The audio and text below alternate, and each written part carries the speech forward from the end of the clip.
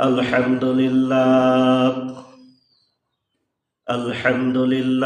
নাহমাদুহু ওয়া নাস্তাঈনুহু ওয়া নাস্তাগফিরুহু ওয়া নাউযু বিল্লাহি মিন শুরুরি আনফুসিনা ওয়া মিন সাইয়্যাতি আ'মালিনা। من يهده الله فلا مضل له ومن يضلل فلا هادي له ونشهد أن لا إله إلا الله وحده لا شريك له ونشهد أن محمدا عبده ورسوله الذي أرسله بالحق بشيرا ونذيرا وداعيا إلى الله بإذنه وسراجا منيرا. فقد قال الله تعالى في كلامه المجيد وفرقانه الحميد: أعوذ بالله من الشيطان الرجيم. بسم الله الرحمن الرحيم. وما أرسلناك إلا رحمة للعالمين. وقال النبي صلى الله عليه وسلم: ارحموا من في الأرض يرحمكم من في السماء.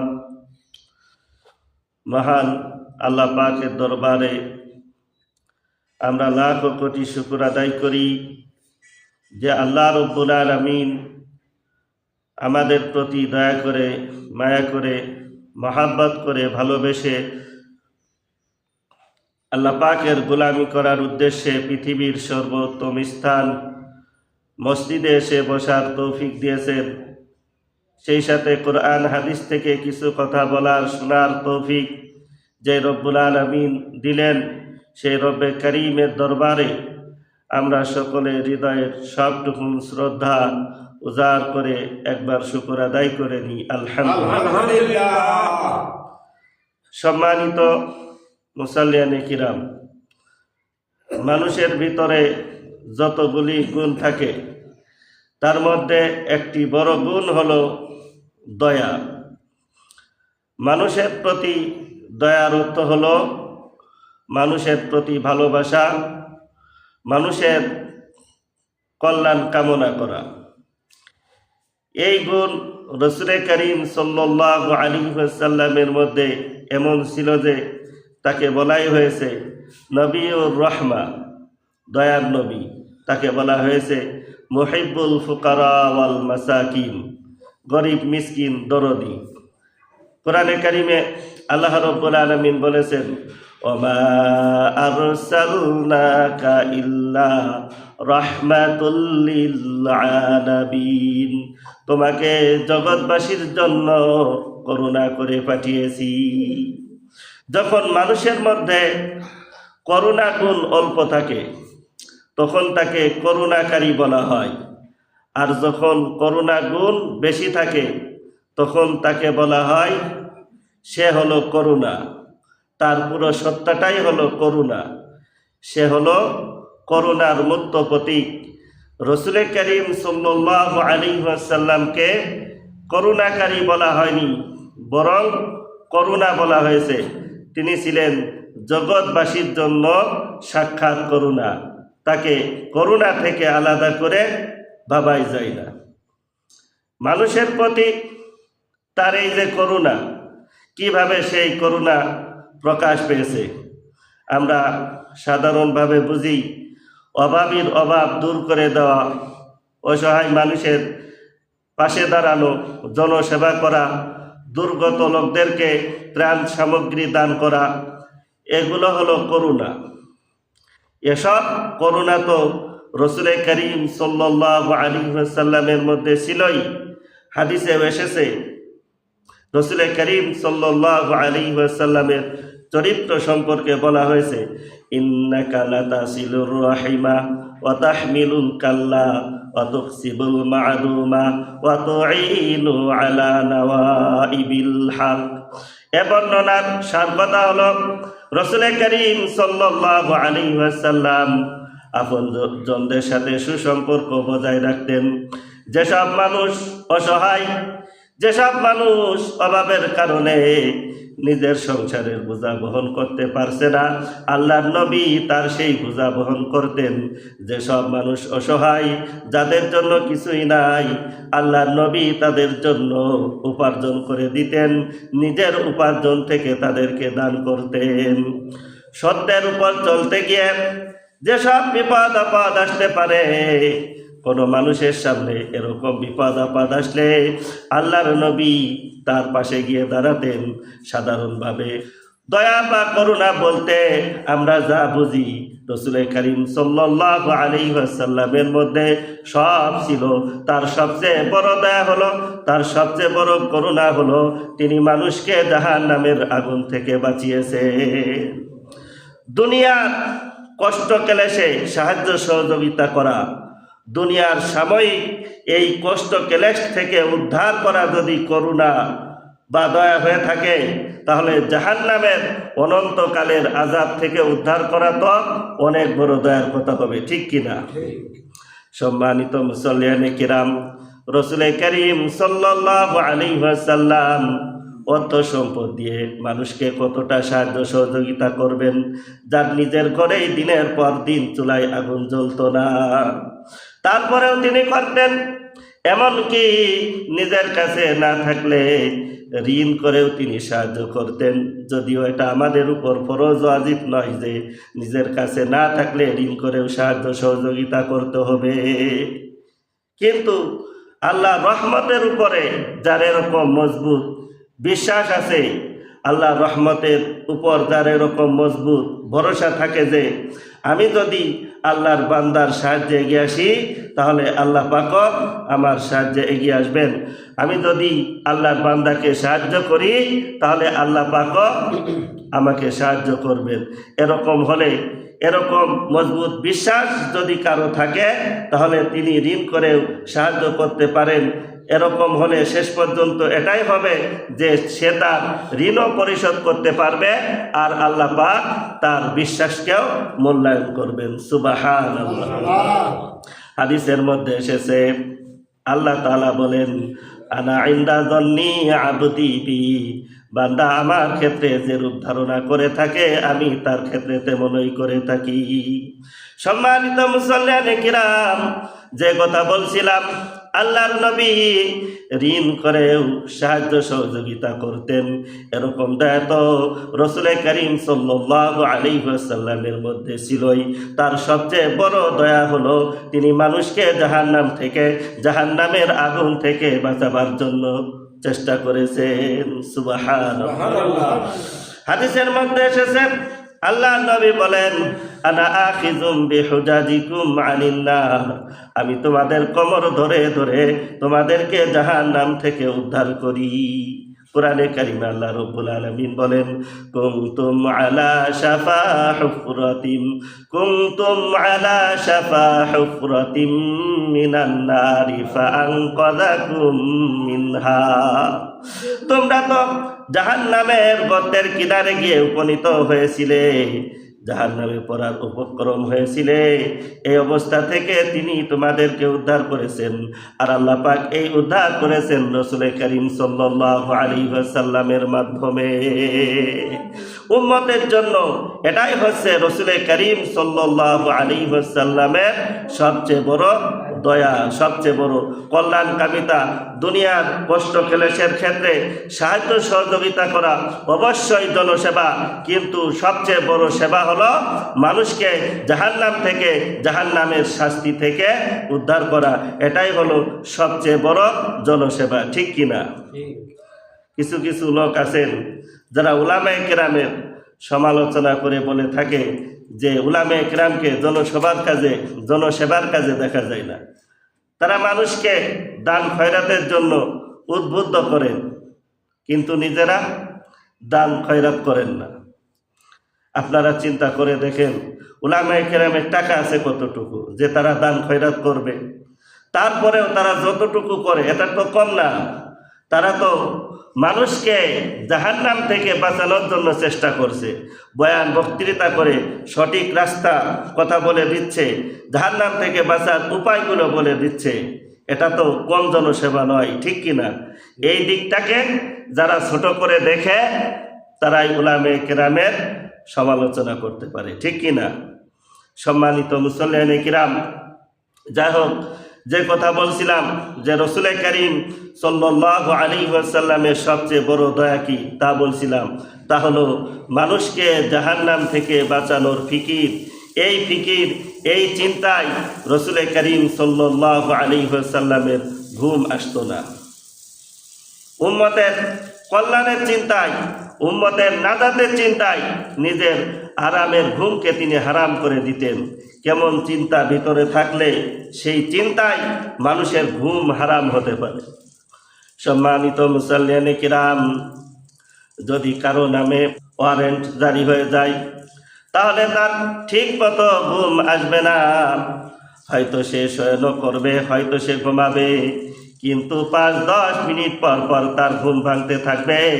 না জানি কোন দিক থেকে পুলিশের আওয়াজ শোনা যায়, ঠিক কিনা? এভাবে তার ঘুম আসলেও বারবার তার ঘুম ভাঙতে থাকবে। রসুল করিম সাল্লাল্লাহু আলাইহি ওয়াসাল্লামের অবস্থাও ছিল এরকম, বারবার তার ঘুম ভেঙে যেত। উম্মতের কল্যাণের চিন্তায়, উম্মতের নাজাতের চিন্তায় আল্লাহর নবীর এই অবস্থা হতো। আম্মা জান আয়েশা রাদিয়াল্লাহু তাআলা আনহা বলেছেন, তুমি যদি আল্লাহর নবীকে রাতের কোনো অংশে ঘুমন্ত দেখতে পাও তাহলে তাকে ঘুমন্ত দেখতে পাবে, আবার যদি রাতের কোনো অংশে জাগ্রত দেখতে পাও তাহলে তাকে জাগ্রত দেখতে পাবে। অর্থাৎ আল্লাহর নবীর অবস্থা ছিল এই ঘুম, এই সজাগ। ঘুম আসলেও বারবার তার ঘুম ভেঙে যেত। হাদিস থেকে জানা যায় উম্মতের নাজাতের চিন্তায় তার এই অবস্থা হতো। তিনি ঘুমালেও বারবার উম্মতের চিন্তায় তার ঘুম ভেঙে যেত।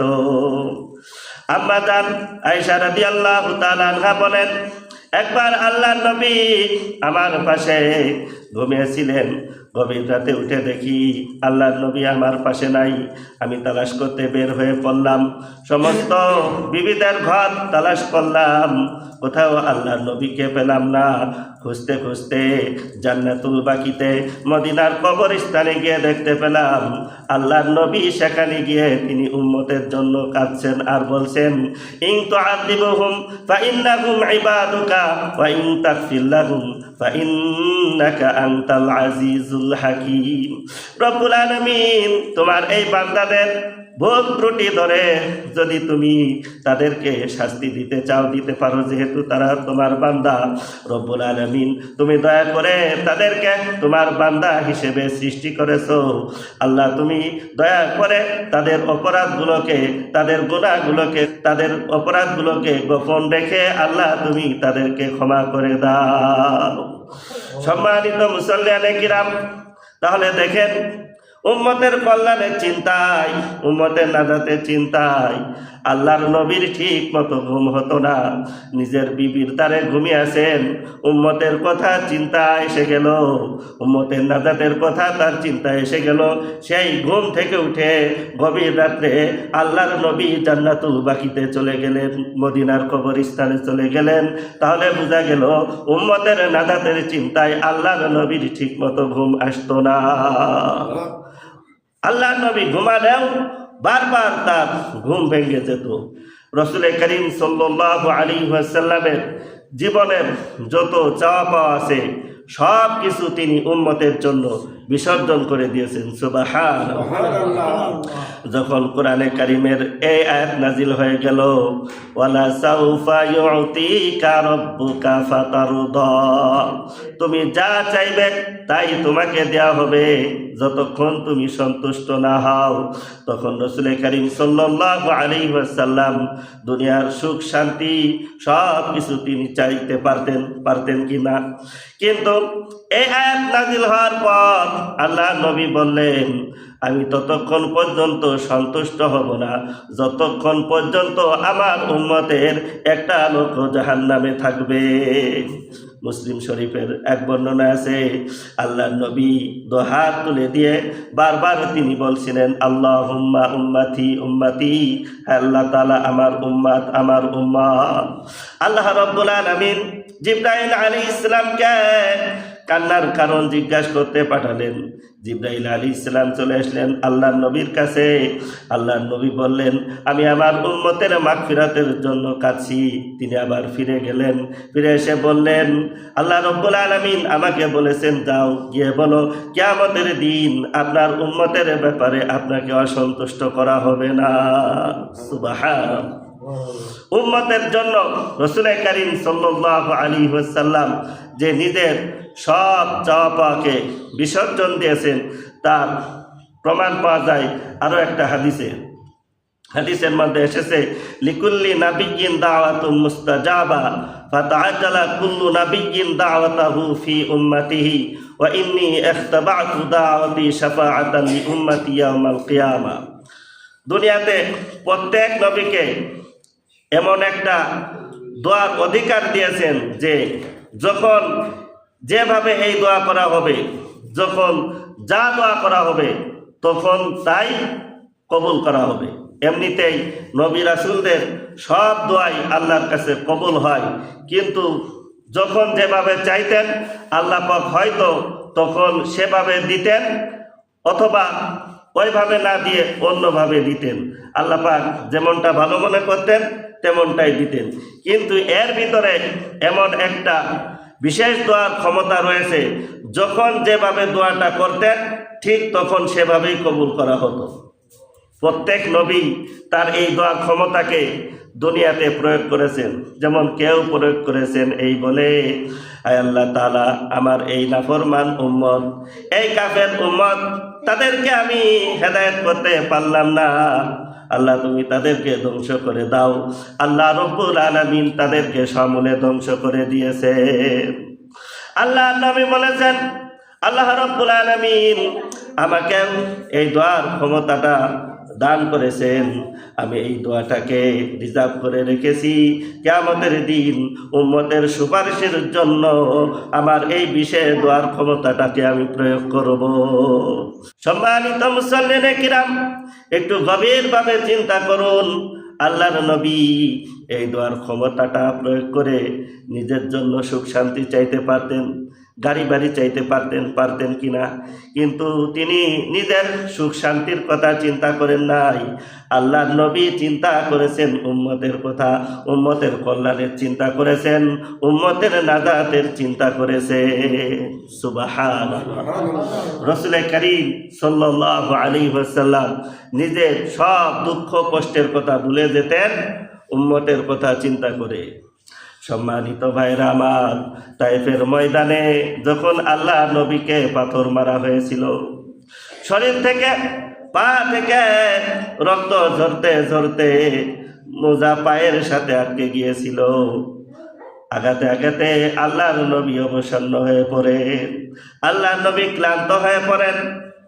এমন সময় একজন ফেরেশতা এসে বলছে, আল্লাহর হাবিব, আমি পাহাড়ে নিয়োজিত ফেরেশতা, আল্লাহ রব্বুল আলামিন আমাকে বলেছেন যদি আপনি চান তাহলে দুই পাহাড়কে চাপ দিয়ে পুরো তায়েফ এবং মক্কাবাসীদেরকে নিষ্পেষিত করে দিব। আল্লাহ নবী বললেন, আমি এটা চাই না, আমি চাই এরা বেঁচে থাকুক, এরা না মানলেও ভবিষ্যতে এদের বংশধরদের কেউ না কেউ ঈমান আনবে, এক আল্লাহর উপর বিশ্বাস করবে। সম্মানিত মুসল্লিয়ানে কিরাম, আল্লাহর নবী নিজের দুঃখ কষ্টের কথা তিনি স্মরণ করলেন না, নিজের দুঃখ কষ্টের কথা তিনি মনে করলেন না। আল্লাহর নবী যদি হুকুম দিতেন তাহলে সমস্ত মক্কা এবং তায়েফবাসীদেরকে নিষ্পেষিত করে ফেলতেন। আল্লাহর নবী এক মুহূর্তের জন্য নিজের দুঃখ কষ্টের কথা স্মরণ করেন নাই। উম্মতের কল্যাণ কিসে, সেটা উম্মতের কল্যাণ কিসে, উম্মতের মঙ্গল কিসে, সেটা তিনি দেখেছেন। সম্মানিত ভাইরা আমার, মক্কাবাসীরা আল্লাহর নবীকে কম নির্যাতন করেনি, আল্লাহর নবী সাহাবীদেরকে কম নির্যাতন করেনি। নির্যাতন যত প্রকার হতে পারে সব প্রকার তারা করেছে। নির্যাতনে অতিষ্ঠ হয়ে সাহাবায়ে কিরাম সম্পূর্ণ অতিষ্ঠ হয়ে জীবন বাঁচানোর তাগিদে দেশ ছেড়ে চলে গিয়েছেন। কেউ কেউ হাবশা দেশে অর্থাৎ আবিসিনিয়ায় চলে গিয়েছেন। এক পর্যায়ে আল্লাহর নবী সহ সকলে মদিনায় চলে যান। আল্লাহর নবী কম কষ্টে মক্কা থেকে মদিনায় যাননি। আল্লাহর নবী যখন মক্কা থেকে বের হয়ে যান তখন তিনি বারবার মক্কার দিকে তাকিয়ে বলছিলেন, কত পবিত্র তুমি, আমার কত প্রিয় ভূমি তুমি, হে মক্কা। এরপরে আল্লাহর নবী বললেন, ওয়ালাউলা আন্না কওমি আখরাজুনি মা সাকান্তু গায়রুকি, হে মক্কা, যদি আমার এলাকার লোকেরা, আমার গোত্রের লোকেরা, আমার দেশের লোকেরা আমাকে বের করে না দিত, তাহলে হে মক্কা তোমাকে ছেড়ে আমি অন্য কোথাও বসবাস করতাম না। সম্মানিত মুসল্লিয়ানে কিরাম, আল্লাহর নবীকে তারা কত কষ্ট দিয়েছে। আল্লাহর নবী নামাজরত অবস্থায় আছে, উঠেন নারী বুড়ি এনে আল্লাহর নবীর মাথার উপরে ফেলানো হয়েছে। সাহাবায়ে কিরাম নিজেদেরকে অসহায় বোধ করছেন। কাফের দলবল, কাফের নেতৃবৃন্দ সেখানে উপস্থিত, কেউ সাহস পাচ্ছে না আল্লাহর নবীর মাথার উপর থেকে উঠেন নারী বুড়িগুলো সরাইয়ে ফেলবে। সাহাবায়ে কিরাম নিজেদেরকে অসহায় বোধ করছেন। মা ফাতেমা দেখতে পেয়ে দৌড়ে এসে আল্লাহর নবীর মাথার উপর থেকে উঠেন নারী বুড়িগুলো সরাইয়ে ফেললে। সম্মানিত মুসলমানে কিরাম, এই কাফেররা আল্লাহর নবীকে কম নির্যাতন করে নাই, আল্লাহর নবীর সাহাবীদেরকে কম নির্যাতন করে নাই। নির্যাতন যত প্রকার হতে পারে সব প্রকার তারা করেছে। এরপরে আল্লাহর নবী যখন মক্কা বিজয় করলেন তখন যে সমস্ত কাফেরেরা আল্লাহর নবীকে নির্যাতন করেছিল তারা পলাতে শুরু করলো। তারা ঘোষণা করলো, আজ আমাদের আর রক্ষা নাই। আল্লাহর নবী আব্দুল্লাহর পুত্র মুহাম্মদ মক্কা দখলের জন্য এসেছে, আজ কাফের যেখানে পাবে সেখানেই হত্যা করে ফেলবে। তারা দিক বিদিক ছুটাছুটি করতে লাগলো। সম্মানিত মুসল্লিয়ানে কিরাম, এক বুড়ি মহিলা তার মাল সামানাগুলো এক জায়গায় জমা করে ঘাড়ের উপর তুলে মহিলা নিরাপদ আশ্রয়ের সন্ধানে বের হয়ে পড়ল। এক যুবক সেখানে আসলো। যুবক এসে বলছে, বুড়িমা আপনি কোথায় যাবেন? বুড়িমা বলছে, জানো না আব্দুল্লাহর ছেলে মোহাম্মদ, আব্দুল্লাহর পুত্র মোহাম্মদ মক্কা দখলের জন্য এসেছে, আজ কাফের যেখানে পাবে সেখানে শেষ করে ফেলবে। যুবক বলল, বুড়িমা আপনি কোথায় যাবেন? বুড়ি বলল, আমি অমুক জায়গায় যাব। ওই যুবক বুড়ির সামানপত্রগুলো নিজে কাঁধে নিয়ে বুড়ির নির্ধারিত স্থানে পৌঁছায় দিলেন। ওই বুড়ি মহিলা নিজের আসলের থেকে কিছু টাকা বের করে যুবককে দিতে চাইলেন, যুবক নিতে চাইলেন না। বুড়ি আশ্চর্য হয়ে গেল, মক্কা নগরীতে বিনা পয়সায় উপকার করে এমন মানুষ তো আমি দেখি নাই। বাবা তোমার নাম কি বলো? যুবক বলছে, বুড়িমা আপনি যার ভয়ে মক্কা ছেড়ে এখানে এসে নিরাপদ আশ্রয়স্থল মনে করেছে, আমি সেই মক্কার আব্দুল্লাহর পুত্র মুহাম্মদ সাল্লাল্লাহু আলাইহি ওয়াসাল্লাম। বুড়ি বলছে, বা কাফেরদের মুখে তোমার নামে কত আজে বাজে কথা শুনেছি, কত বাজে কথা শুনেছি। তোমার যে চরিত্র এটা কোনো সাধারণ মানুষের চরিত্র হতে পারে না। নিঃসন্দেহে তুমি আল্লাহর নবী, তাতে কোনো সন্দেহ নাই। আমি কেন আর এই কুফরিতে লিপ্ত থাকবো? তুমি আমাকে কালেমা পড়ে মুসলমান বানায় দাও। আশহাদু আল্লাহ, সবাই পড়েন, আশহাদু আল্লাহ ইলাহা ইল্লাল্লাহু ওয়াহদাহু লা শারীকা লাহু ওয়া আশহাদু আন্না মুহাম্মাদান আবদুহু ওয়া রাসূলুহু। সম্মানিত মুসলমানে কিরাম, যে কথা বলছিলাম, এই কাফেররা কম নির্যাতন করে নাই। এরপরে আল্লাহর নবী যখন মক্কা দখল করলেন, কাফেররা দিক বিদিক ছোটাছুটি করতে লাগলো।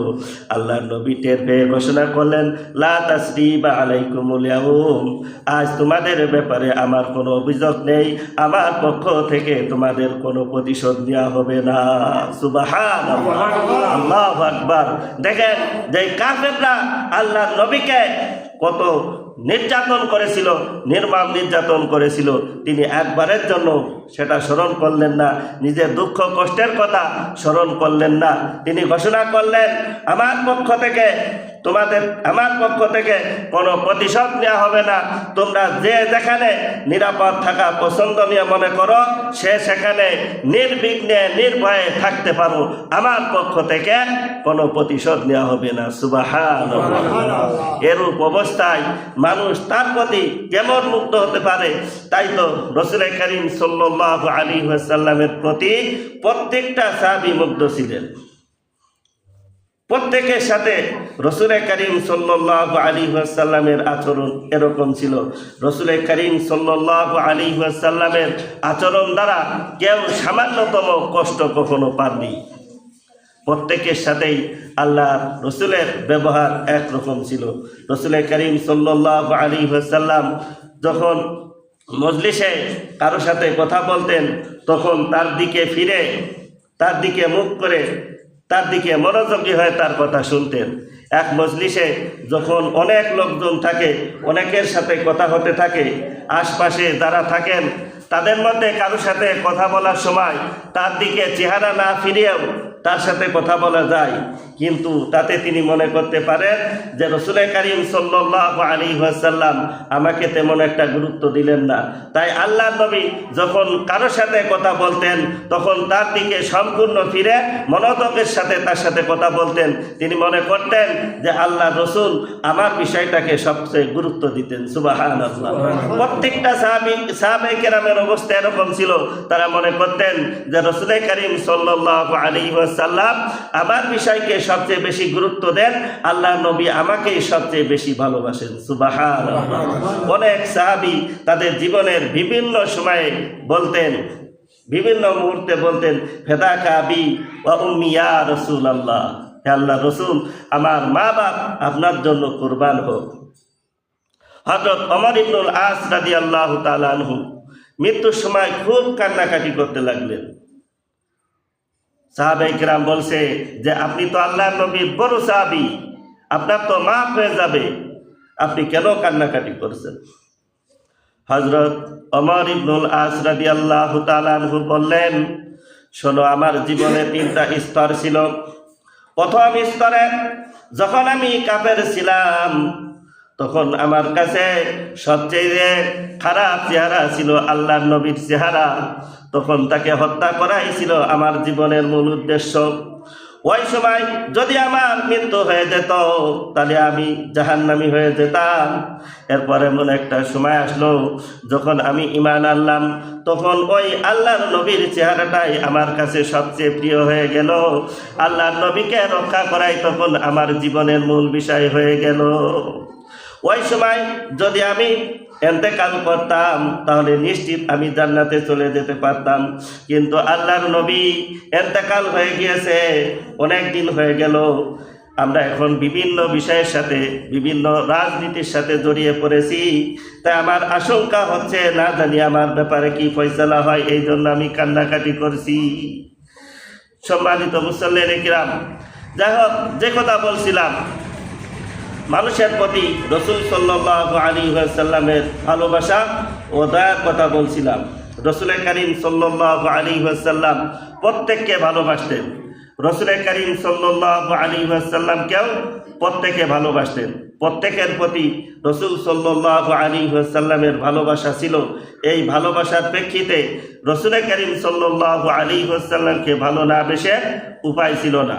প্রত্যেকের প্রতি আল্লাহর নবীর দয়া ছিল, আল্লাহর নবীর প্রতিও প্রত্যেকের দয়া ছিল। এই দয়া গুণ এত বড় যে আল্লাহর নবী বলেছেন, লা ইয়ারহামুল্লাহু মান লা ইয়ারহামুন নাস, যে মানুষের প্রতি দয়া করে না, আল্লাহ তার প্রতি দয়া করবেন না। আল্লাহ তাআলা মানুষকে ভালোবেসে মহাব্বত করে সৃষ্টি করেছেন, এই মানুষকে কেন আল্লাহ দয়া করবেন না? তার কারণ হলো তার ভিতরে যেহেতু দয়ার গুণ নেই, আর যার ভিতরে দয়ার গুণ নেই সেজন্য মানুষই না, সেজন্য মানুষের কাতার থেকে বের হয়ে গিয়েছে। তাই সে আল্লাহ দয়া থেকে বঞ্চিত হবে। দয়া গুণ এত বড় যে এক হাদিসে আল্লাহর নবী বলেছেন, ইরহামু মান ফিল আরদ ইয়ারহামুকুম মান ফিস সামা। দুনিয়াবাসীর প্রতি দয়া করো, দুনিয়াবাসীর জন্য কল্যাণ কামনা করো, তাদের মঙ্গলের কাজে লেগে যাও, তাহলে যিনি আসমানে আছেন তিনি তোমাদের প্রতি দয়া করবেন, তোমাদের মঙ্গলের ব্যবস্থা করে দিবেন, তোমাদের কল্যাণের পথ সুগম করে দিবেন। সম্মানিত মুসল্লিয়ানে কিরাম, যাই হোক, রাসূল করিম সাল্লাল্লাহু আলাইহি ওয়াসাল্লাম উম্মতের নাজাতের জন্য তার এত চিন্তা, এত ফিকির ছিল যে আল্লাহ তাআলা কোরআনে কারিমের মধ্যে বলেছেন, লাআল্লাকা বাকিউন নাফসাকা আল্লাহ ইয়াকুনু মুমিনিন। রাসূল করিম সাল্লাল্লাহু আলাইহি ওয়াসাল্লামকে আল্লাহ পাক বলছেন যে মানুষ ঈমান আনছে না, এই কারণে, এই পেরেশানিতে আপনি কি আপনার জীবনকে ধ্বংস করে দিবেন?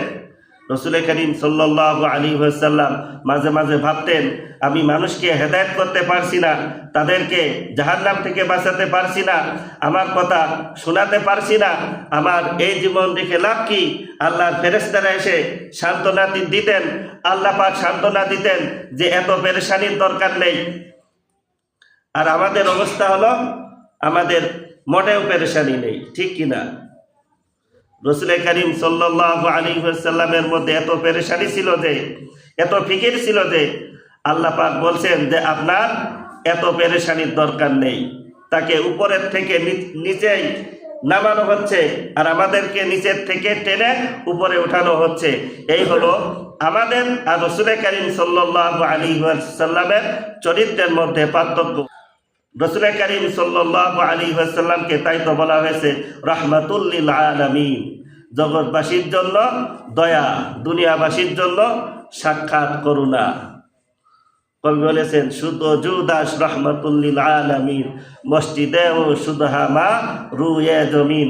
তার অস্তিত্ব হচ্ছে গোটা বিশ্ববাসীর জন্য করুণা, তাই গোটা পৃথিবীকে তার জন্য মসজিদ বানিয়ে দেওয়া হয়েছে, কারণ তিনি গোটা পৃথিবীর জন্য, আর গোটা পৃথিবীও তার জন্য। সুবহানাল্লাহ। আল্লাহ তাআলা আমাদের সকলকে রাসূল করিম সাল্লাল্লাহু আলাইহি ওয়াসাল্লামের আদর্শ অনুসরণ করে ব্যক্তি, পারিবারিক, সামাজিক জীবন পরিচালনা করার তৌফিক দান করুন। ওয়া আখিরু দাওয়ানা আলহামদুলিল্লাহি রাব্বিল আলামিন।